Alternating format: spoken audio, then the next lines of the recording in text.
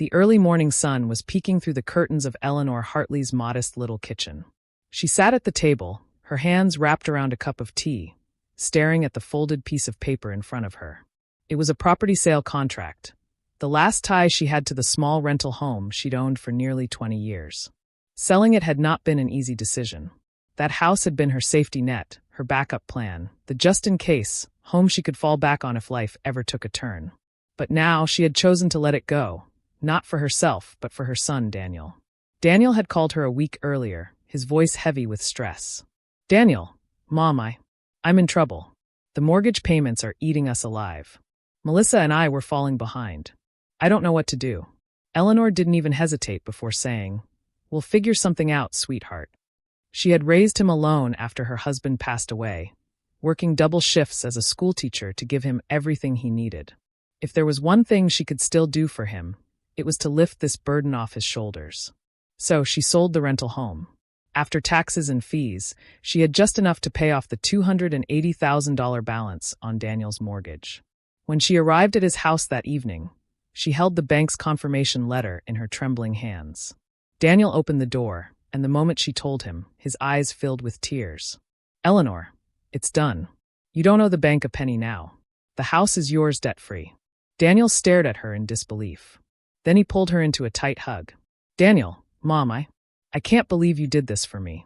I don't know how to thank you." Melissa appeared behind him in the doorway. She smiled politely, though her eyes darted to the paper in Eleanor's hand. "Melissa, wow, that's incredible. Thank you, Eleanor." For the rest of the night, they ordered takeout, laughed over old family stories, and Daniel kept saying how this was the fresh start they needed. Eleanor went to bed in the guest room that night with her heart full, believing she had secured her son's happiness and stability.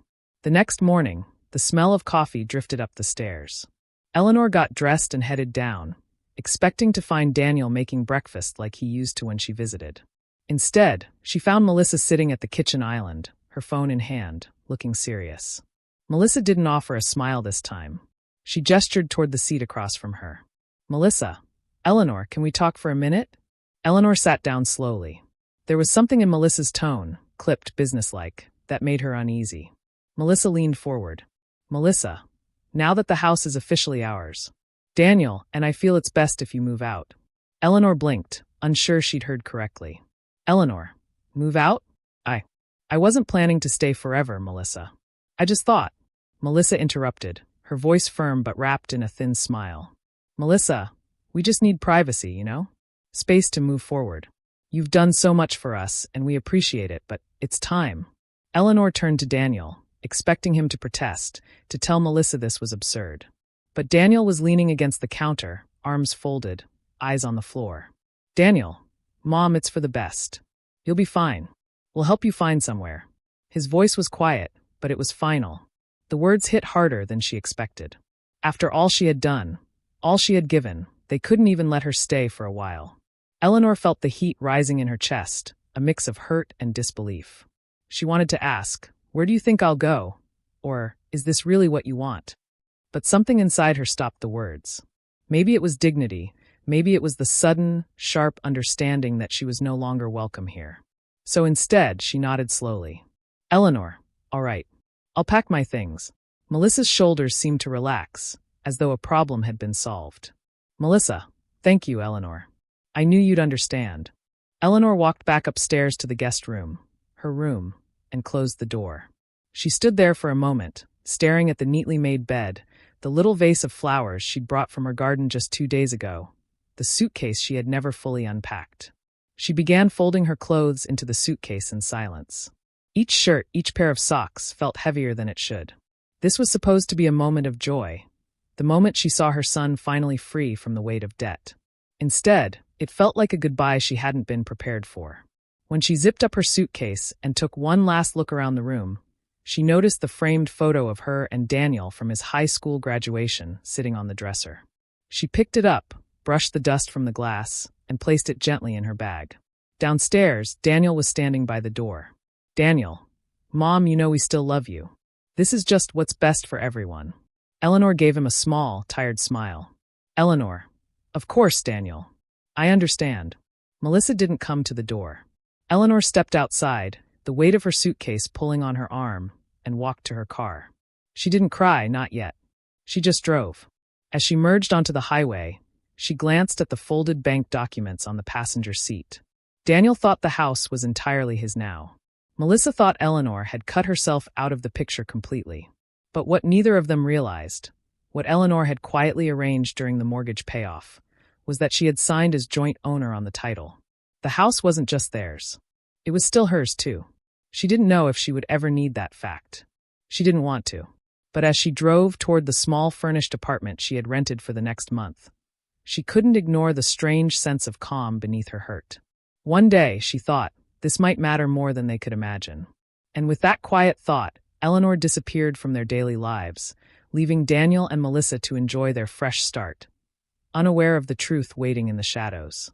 Eleanor's new apartment was small. 2 rooms, 1 bathroom, a tiny balcony that overlooked a parking lot. It smelled faintly of fresh paint, and the furniture was clearly chosen for function, not comfort.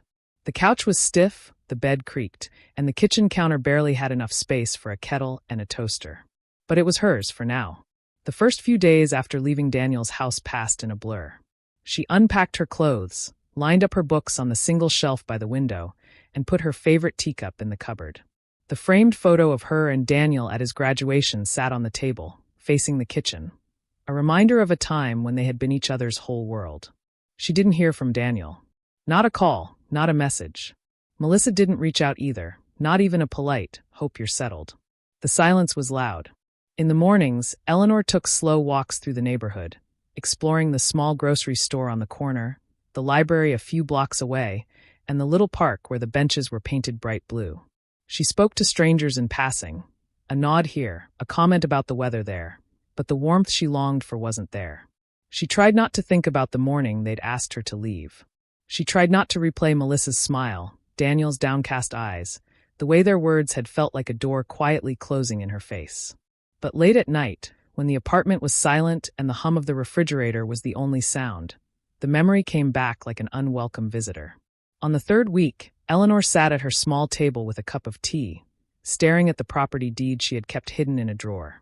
Her name was right there, printed in bold letters alongside Daniel's. Joint owner. It hadn't been an accident. When she had gone to the bank to pay off the mortgage, the loan officer had asked how she wanted the title to read. She'd smiled politely and said, "Keep my name on it. For legal purposes." The man had nodded, filled out the paperwork, and never questioned her reasoning. At the time, Eleanor had thought of it as nothing more than a precaution, a quiet safety net in case things went wrong. But now, sitting alone in her apartment, she felt the weight of it. She hadn't told Daniel or Melissa. She doubted they had even looked at the updated deed. They had been too busy celebrating their freedom. Eleanor wasn't the type to seek revenge. She had lived her life believing in kindness, in giving without expecting anything in return. But this time, the betrayal had left a mark. She decided not to contact them. No birthday messages, no holiday greetings. She wouldn't go out of her way to hurt them, but she also wouldn't go out of her way to be part of their lives. If they needed her, they would have to come to her.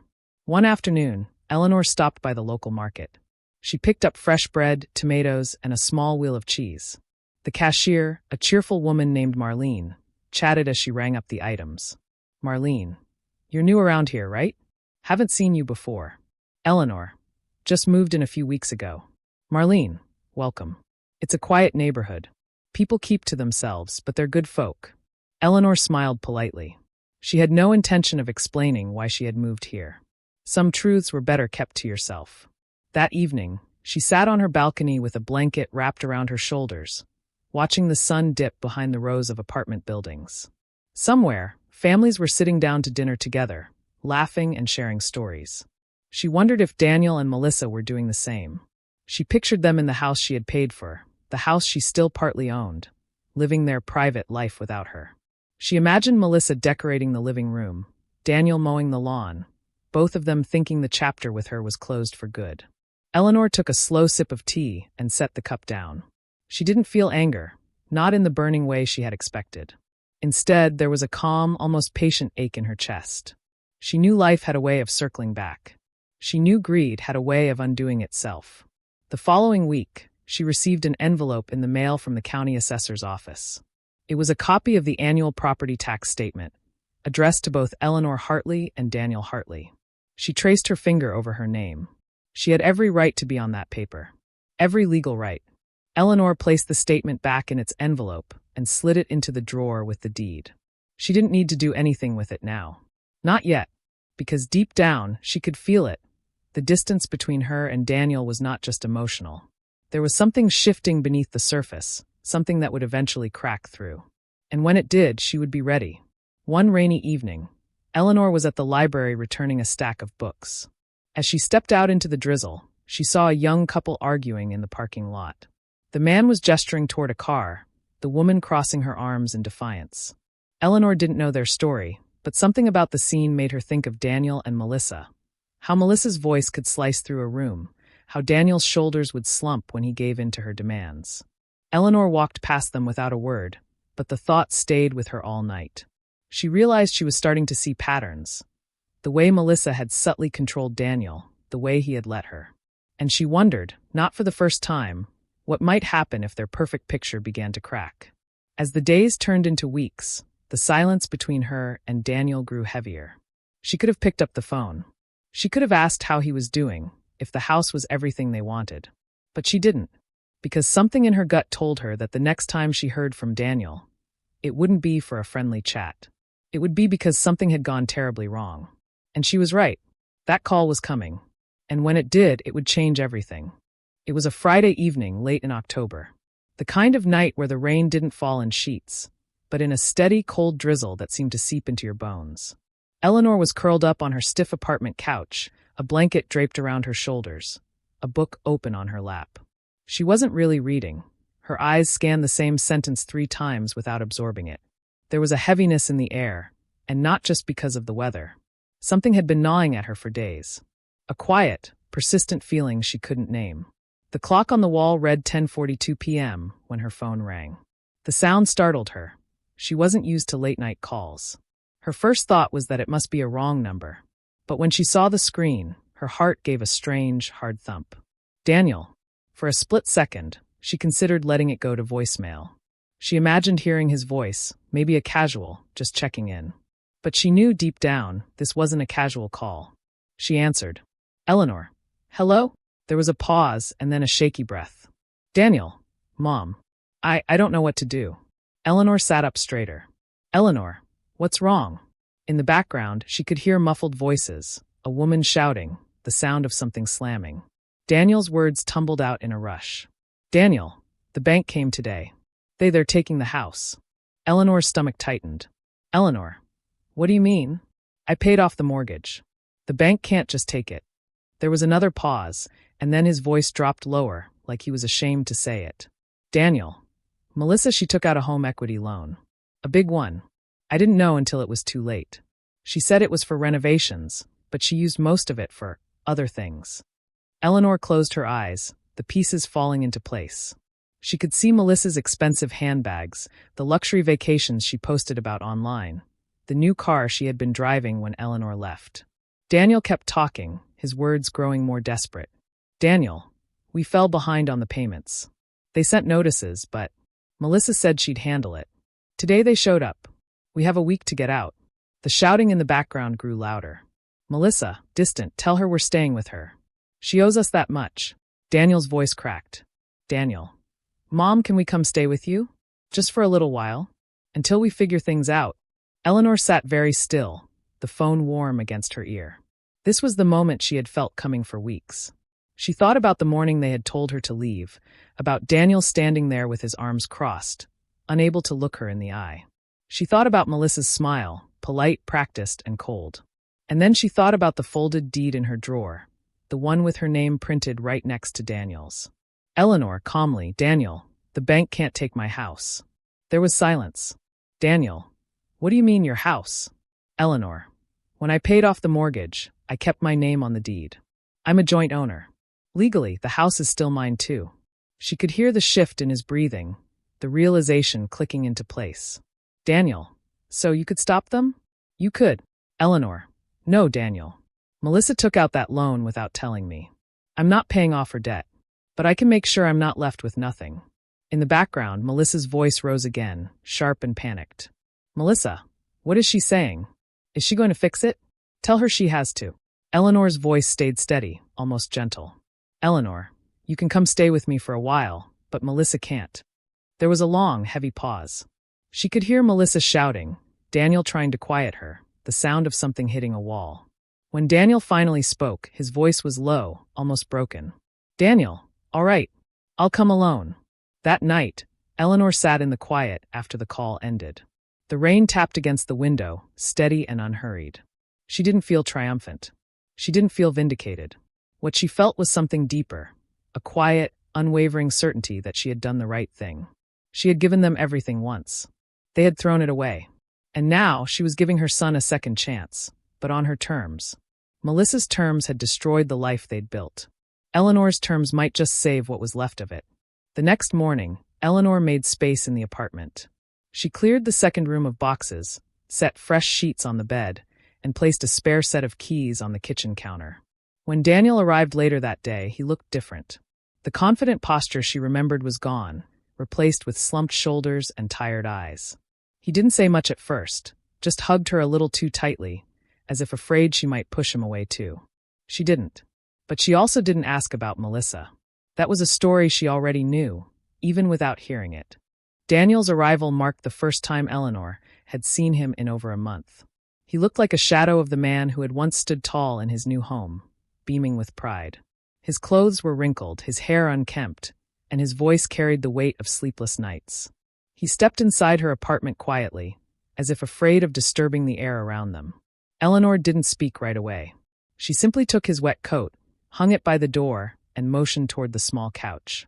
For a moment, they sat in silence, the sound of rain filling the room. Finally, Daniel spoke. Daniel, I'm sorry, Mom. Eleanor glanced at him, her hands folded neatly in her lap. Eleanor, for what exactly? Daniel swallowed hard. Daniel, for letting Melissa, for letting things get so far. For choosing her words over yours that morning. The memory was sharp in Eleanor's mind, Melissa's polite smile, Daniel's averted eyes, the sudden and cold dismissal. She could still feel the sting of it.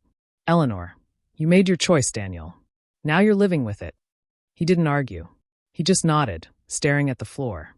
That night, Eleanor set him up in the second bedroom. She'd cleared out the boxes, laid fresh sheets on the bed, and even placed a glass of water on the nightstand. She didn't want him to feel unwelcome, but she also wanted him to understand this wasn't going to be the same as before. In the days that followed, Daniel kept mostly to himself. He helped her carry groceries, fixed a squeaky cabinet door, and occasionally joined her for tea. But there was a heaviness in his eyes that didn't lift. Melissa didn't call her. Not once.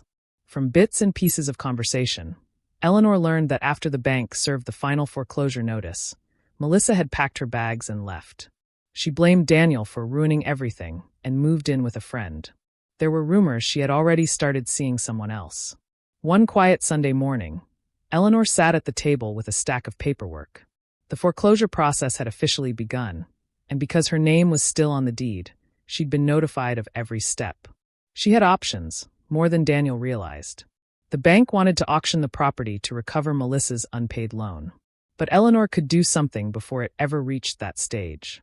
She could buy out the remaining value herself. The thought sat with her for days. She could save the house, but at what cost? Daniel found her staring at the documents one evening. Daniel, what's all that? Eleanor, bank notices.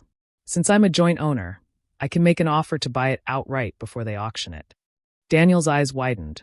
Daniel, you could keep it? You'd own the whole thing. Eleanor, yes. And if I did, it would be my decision who lives there. She let the words hang in the air. Daniel looked down, understanding exactly what she meant. The next week, Eleanor made her move. She contacted the bank, negotiated the terms, and used the last of her savings plus the payout from selling her rental property to secure the house in her name alone. It wasn't an easy decision. It meant she was putting everything into a place that had once been a symbol of betrayal. But now it would no longer be their house. It would be hers. When the papers were signed, Eleanor drove to the property. The lawn was overgrown, the curtains closed, the mailbox stuffed with unopened letters.